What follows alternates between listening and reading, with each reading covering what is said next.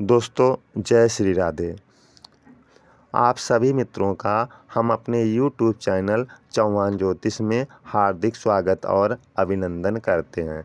दोस्तों आज के वीडियो में हम आप लोगों को बताने वाले हैं हाथ कैसे देखते हैं।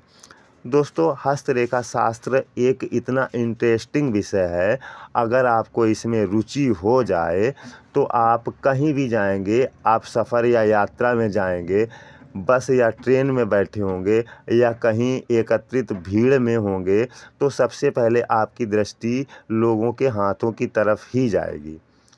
दोस्तों हस्तरेखा शास्त्र अगर आप सीखना चाहते हैं तो कभी भी हाथ की रेखाओं पर मत जाइए, क्योंकि अगर आप बेसिक नहीं सीखते और हाथ की रेखाओं पर डायरेक्ट चले जाते हैं तो आप एक सफल हस्तरेखा विशेषज्ञ नहीं बन सकते और आपकी कोई भी भविष्यवाणी साबित नहीं होगी। किसी भी चीज़ की बेसिक बहुत ज़रूरी होती है। जैसे अगर आप इंग्लिश की कोई बुक पढ़ना चाहते हैं तो आपको सबसे पहले ABCD सीखनी पड़ेगी। अगर आप ABCD नहीं सीखते तो आप इंग्लिश की बुक कभी नहीं पढ़ सकते।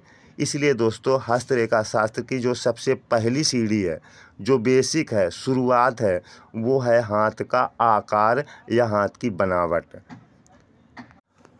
हस्तरेखा शास्त्र को दो भागों में विभाजित किया गया है। प्रथम भाग हाथ का आकार या बनावट, दूसरा भाग रेखाएं तथा चिन्ह।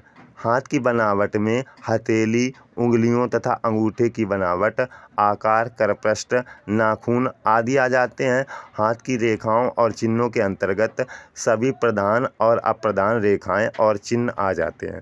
हाथ की बनावट यानी आकार, करपृष्ठ आदि से मनुष्य की प्रवृत्ति, शक्ति, बौद्धिक स्तर एवं नैतिक चरित्र का पता चलता है।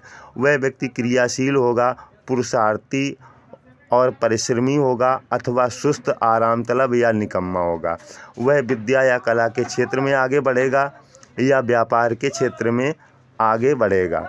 वह क्रोधी या विलासी होगा अथवा संयमी या सुशील होगा। इन सब गुणों और अवगुणों का पता हाथ के आकार से लगता है।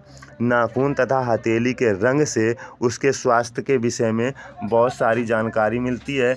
इन सब गुणों का भाग्योदय, धन संग्रह आदि से बहुत घनिष्ठ संबंध है, किंतु हाथ के आकार से यह पता नहीं किया जा सकता कि किस वर्ष में भाग्योदय होगा या किस वर्ष में व्यक्ति बीमार पड़ेगा। इन सब बातों का पता रेखाओं से चलता है।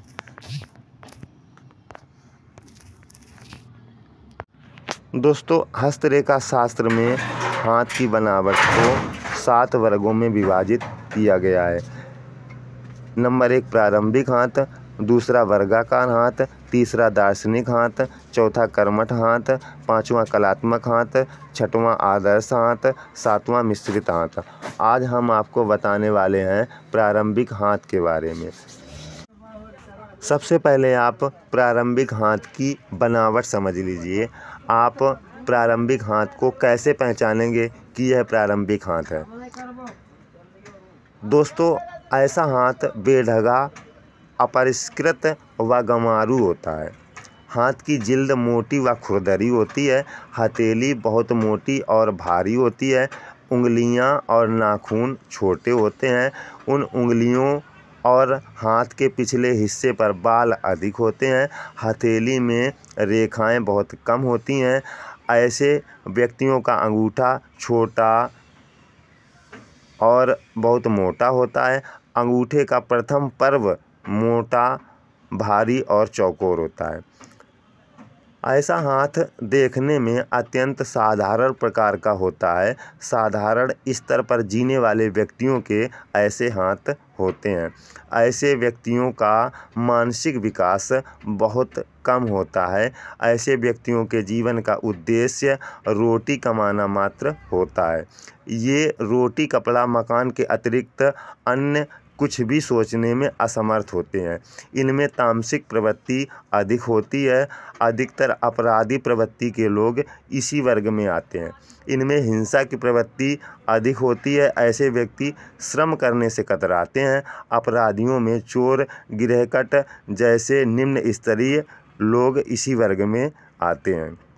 इनकी आकृति एवं आहार विहार पशुओं जैसा होता है। प्रारंभिक हाथ को निम्न श्रेणी का हाथ या पशुत्व हाथ कहना अधिक उचित होगा, क्योंकि ऐसे व्यक्ति मनुष्य का शरीर धारण करते हुए भी पशुओं जैसा ही आचरण करते हैं। ये लोग क्रोधी बहुत होते हैं। क्रोध के आवेश में आकर ये लोग किसी की जान भी ले सकते हैं।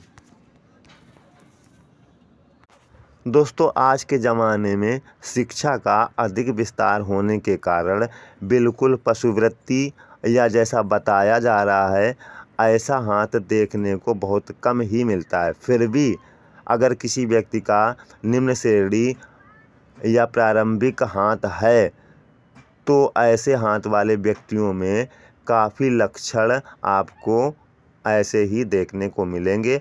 आज के वीडियो में इतना ही। मिलते हैं अगले वीडियो में। तब तक आप खुश रहिए, मुस्कुराते रहिए। जय श्री राधे।